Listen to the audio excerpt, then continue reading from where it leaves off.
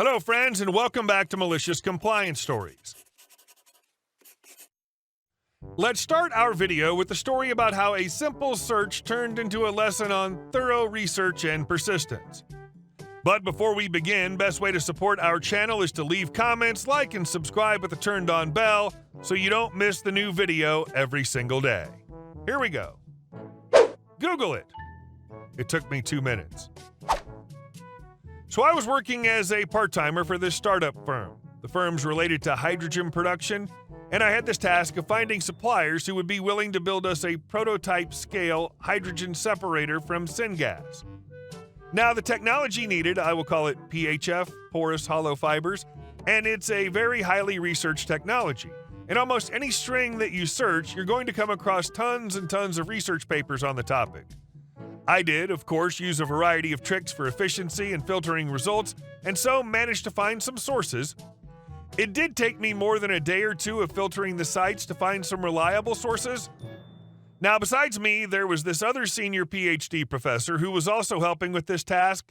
He told my boss, there's this site, go check it, and I was given the recording of that phone to follow it up. And for the love of God, I couldn't decipher the name of the firm that our PhD guy was taking. I asked my boss very nicely, what am I overhearing? Is this John firm? But no matter type of string I search, I cannot find something relevant to what we need. My boss eventually caved in, talked to the professor again, and got the name of it, text this time. Now the site was Johnson Matthey. And if you're familiar with that site, it's mainly a catalyst manufacturing site, I believe. And besides that, it has tons of scholarly article reviews. I'd already gone through that site, and I knew there was nothing but a paper about the tech we were looking for, so I told my boss that this is a research site and they don't sell products like that. At most, I can find tons of catalysts on it, and that's all. But my boss assured me that he's a PhD and he knows better and how I should just go look. I spent more than 2 hours on that site and looked up every single reference to hydrogen, separator, and fibers, and eventually told my boss the same thing. That's not what the site is for. So next day when I come into the office, my boss starts sending me Telegram messages and I'm screen notification reading it. Boss sends link, and then Google is free. It took me 2 minutes. I read that from screen notifications, rolled my eyes, gave it 5 minutes, then tabbed into the links to read through. Now, unfortunately, boss edited out the message, it took me 2 minutes, but I knew boss had sent it earlier, so I go through my boss links, and I kid you not, the first link was about cars. The second link was about catalysts, and the third link was about rooftop firm that uses some sort of membrane. And just like the amazing employee that I am, I took the next 3 hours of my time taking notes on everything that was on those sites, making a report, and telling my boss that. Hey, so I spent some time on those websites that you sent me. Website A was about XYZ, XYZ, XYZ. Web B was about etc., etc. And after my report was over, I said, I have very diligently viewed the sites that you forwarded me, but as I reported earlier, I could not find any relevance to what we are looking for. However, if you want me to further pursue it, I can write them an email to inquire too. The sources that I found have been already verified for possessing the tech that we're looking for. Sadly, while searching takes a click, filtering the results is the real work. Even though boss person still made me email Johnson Matthey and I forwarded their confused reply back to my boss, it still felt good to see how boss's 2 minutes worked out. And boss's passive aggressiveness grew, LOL, and I just had to quit before I sunk to the same level. I love how those who are unfamiliar with PhDs seem to think someone with a PhD will always be correct. It means they have a lot of knowledge about a very narrow subject they spent years researching. In that narrow band, they're great. Listen to them. Otherwise, I wouldn't necessarily trust them to dog sit, pump gas, or pick out throw pillows at Target. And our second story. The time a dealership damaged my daughter's car and tried to blame us. This happened to our daughter several years ago. We'd replaced the battery in the car we'd given our daughter. The battery went bad while still under warranty. We took it to the dealership where we bought the battery, and my husband and daughter went to lunch while the service department changed out the old battery with a new one. When they returned, the service manager said they couldn't give the car back because the radiator was damaged and it was undrivable. The valve on top of the radiator was smashed, and it was a fixed part, so the whole radiator had to be replaced. It was obvious to my husband that they had damaged the radiator while taking that old battery out and new one in. The mechanic either dropped the old battery on top of the valve or the new one on it when installing it. They tried to claim the valve was damaged before it was ever brought in.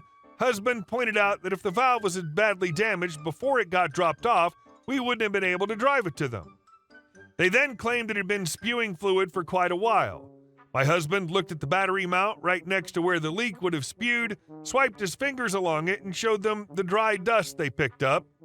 He told them he wasn't buying their lies and they were going to replace the radiator and we weren't paying a cent for their negligence. They claimed they couldn't approve of such a thing without talking to the supervisor, who was gone for the day and wouldn't be back till the next day. Car was taken in on a Thursday morning. While husband was going in circles with the service manager, I called into their regular department and asked for contact info of the owner of the dealership. Also, since the car was not drivable, my daughter was given permission to go to the service bay it was in to get her personal items she couldn't go without for the weekend. When she approached her car, she saw several techs standing in front of it, one of whom was pantomiming, fumbling something heavy and gesturing to her car. They immediately shut up and disappeared when they saw her watching them. Before I had a chance to contact the owner, we got a call from the service head next morning stating they'd be replacing the radiator with a new one at no cost to us, but they couldn't get a replacement delivered till Monday and it wouldn't be ready till Tuesday. Unfortunately, my husband didn't bother to insist they provide us with a loaner car, as our daughter didn't live at home with us and she had to be able to get to and from work, which is what I would have done had I been there with them in person, so we had to rent a car to drive and loan her ours. She wasn't old enough to rent a car. Even so, as much as I tried to talk husband into insisting they reimburse us for the rental, the cost of the rental was a lot less than the cost of replacing the radiator. They had quoted about $4,000 just for the radiator alone, not including the labor charges.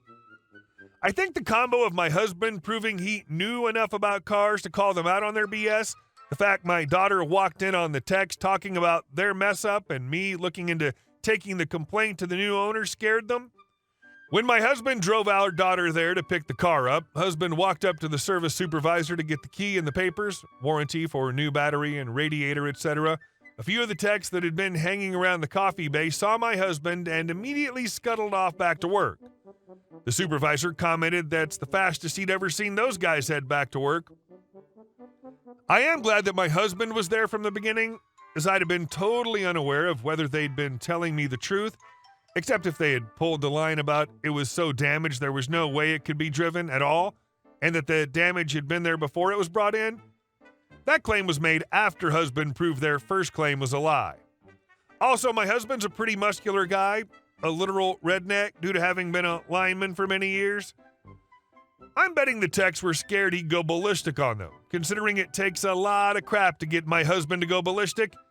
He's used to having to be completely civil and low-key while dealing with irate people himself. We rarely use dealership service departments. The only reason we'd taken the car to it that time was because the battery had been bought from them and the warranty was covered through them. Now, we still avoid them whenever possible, and on the rare occasion we have to use a dealership for service or parts, our son was gifted my dad's old car. The only place that has the correct wiper blade replacements is the dealership. We never have set foot at the place that messed up the car's radiator. This experience taught them the importance of standing their ground and knowing their rights as consumers. It also reinforced their decision to avoid that dealership in the future. And our next story. You want to cancel your reservation? Okay. About a decade ago, when I was fresh out of high school, I got a summer job working at a lakeside boat rental / bait and tackle shop. My boss, Joe, not his real name, inherited the shop from his father and took a massive amount of pride in keeping the family business going. Still, he wasn't one to give in to bullcrap and clearly took it personally when a customer complained about anything to do with the shop he loved so much. Our lake was a pretty popular trophy fishing destination due to how large the local Mackinac trout got. Boss Man wanted to reward people who planned ahead by never charging summer pricing, approximately $150 more per day, on reservations. Naturally, this resulted in our boats getting booked out weeks in advance. The catch was we did require a completely refundable $100 security deposit. We said in case of damages, but was mostly to guarantee they returned the boat. Of course, every year, many people took issue with this policy. In 3 years, I saw this happen dozens of times. Boss had his malicious compliance down to an exact science. When a customer would refuse to pay the security deposit, Joe would state the deposit is non-negotiable. Almost always, the customer would then declare they're canceling the reservation, they'll never do business here again, generally recite the whole Karen manifesto. Joe would cheerfully agree, feed their paperwork into the shredder, and send them off. You see, dear reader, of the 3 marinas on the lake, we were the only ones that rented out boats. The other 2 only rented out space for boats to dock. They'd never ask about our competitors, so Joe never had any reason to inform them. Without fail, within the hour, the customer would be back, having realized that they couldn't get a boat elsewhere.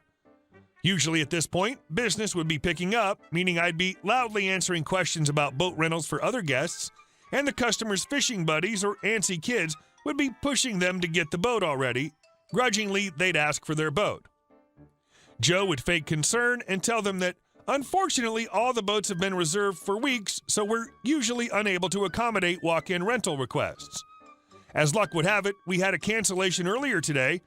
Since they don't have a reservation, however, we have to charge the summer holiday pricing. Oh, and just FYI, we require a completely refundable $100 security deposit for all rentals. I hope that's all right with you. Edit. Customers were notified of the deposit requirement when they made the reservation, but they didn't need to pay anything until the day of the rental. We didn't require the deposit in advance to secure the reservation, but we'd only honor the reservation until noon if no payment had been received, which we also told them about. Most folks chose to pay the day of.